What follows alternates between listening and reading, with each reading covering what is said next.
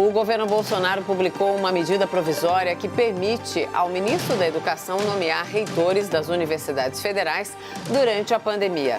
Pelo menos 15 instituições têm dirigentes com mandatos vencendo este ano. A Associação das Universidades vai contestar a medida por ferir a autonomia. O primeiro tema de hoje é: o governo deve interferir na escolha dos reitores das universidades? Os nossos debatedores são Augusto de Arruda Botelho, advogado especialista em direito penal. Boa noite, Augusto. Boa noite, Mona Lisa. Boa noite, Caio. E Caio Coppola, bacharel em direito e comentarista político. Boa noite, Caio. Boa noite, Mona Lisa. Boa noite, doutor Augusto. Boa noite, o espectador da CNN. Hoje começamos com você, Augusto. Suas primeiras considerações, por favor. Boa noite a todas e todos. Eu teria que nascer de novo para responder afirmativamente a pergunta do debate de hoje. É evidente que não. O governo federal não pode intervir na escolha dos reitores das universidades. A medida provisória 979, editada na calada da noite pelo presidente da República, é uma das maiores, se não a maior afronta à democracia e à autonomia universitária desde os tempos em que o Brasil viveu sob um regime de exceção. A autonomia universitária está prevista na nossa Constituição Federal, especificamente no artigo 207, que de forma bastante clara afirma que as universidades gozam de autonomia didático-científica, administrativa, financeira e patrimonial. O artigo 206 da nossa lei maior ainda diz que o ensino no Brasil será ministrado com base no princípio do pluralismo de ideias e de concepções pedagógicas e que terá uma gestão democrática do ensino público. Há vários outros textos legais que especificam e reafirmam o caráter democrático e autônomo da gestão universitária. Bom, o governo federal tem errado bastante, mas em duas áreas ele praticamente só errou: na cultura e na educação. As declarações, desde o dia em que tomou posse, do ministro Abraham Weintraub, causam vergonha até a apoiadores do governo. O ministro não apenas afirmou mais de uma vez sobre a fantasiosa existência de plantações de maconha e laboratórios de drogas sintéticas nas universidades federais, como cunhou a famosa fala de que nas universidades só se faz balbúrdia. Passando por cortes drásticos no investimento à pesquisa e na infraestrutura das salas de aula e ao direcionamento político a quem deve ou não receber esses recursos, o que fica claro é que a gestão de Weintraub é um fracasso total.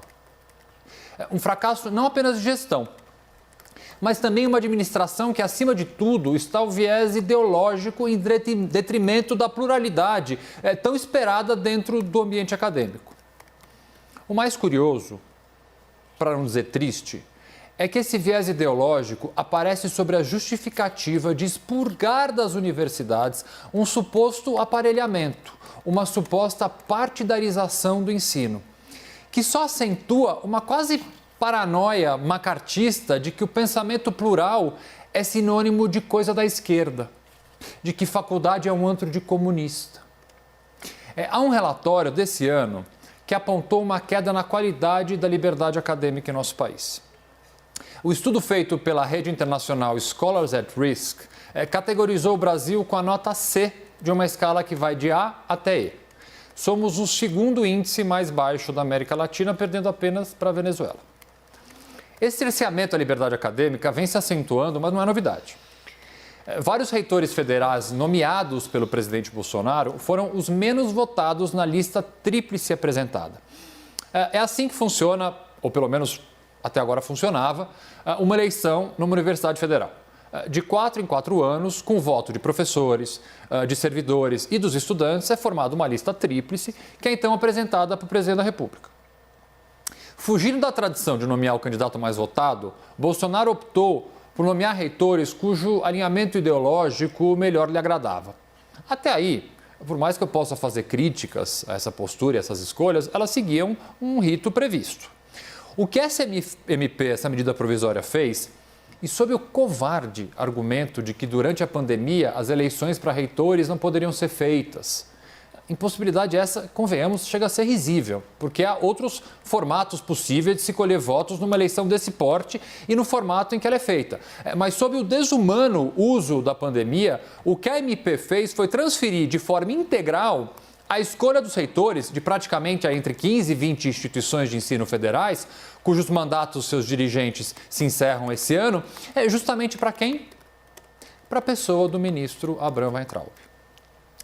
A nomeação de um reitor sem qualquer consulta a alunos e à comunidade acadêmica tem um nome: intervenção. Intervenção essa que nos remete aos tristes tempos em que vivemos sob uma ditadura militar. A medida provisória 979 é uma afronta às universidades, institutos federais brasileiros e um ataque à democracia e à autonomia dessas instituições.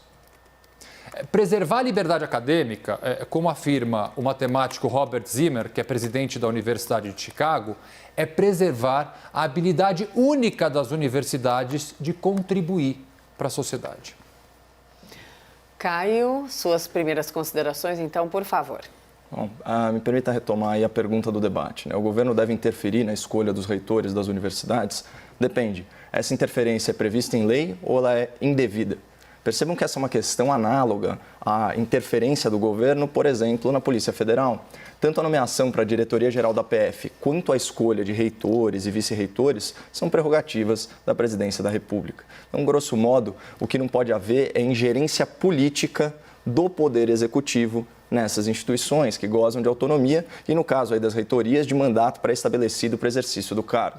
Então, quando nós examinamos a legislação que versa sobre a matéria, em especial a Lei 9.192 de 95 e o Decreto 1916 de 96, que a regulamenta, nós temos o seguinte texto. O reitor e o vice-reitor de universidade mantida pela União serão nomeados pelo presidente da República, escolhidos dentre os indicados em listas tríplices elaboradas pelo colegiado máximo da instituição.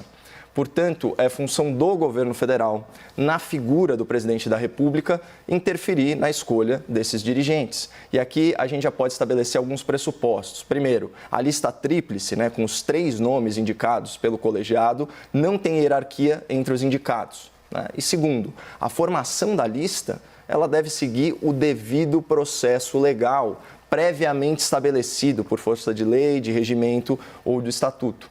Pois bem, por deliberação do Congresso Nacional, o Brasil vive hoje em estado de calamidade pública, em decorrência aí da pandemia do novo coronavírus. Então, nós temos aí quarentenas horizontais, impostas pela força, até mesmo para a população saudável, aulas presenciais que foram interrompidas e até as eleições municipais, previstas aí para daqui 4 meses, elas correm o risco de serem adiadas. Isso foi tema do nosso debate. Então, nesse contexto, é muito difícil, se não impossível, garantir a lisura, a transparência, a publicidade e a legalidade da consulta à comunidade acadêmica para a formação dessa lista tríplice, a partir da qual o presidente nomeia os reitores e os vice-reitores. Especialmente porque não existe previsão legal para assembleias, para consultas ou mesmo para votações virtuais.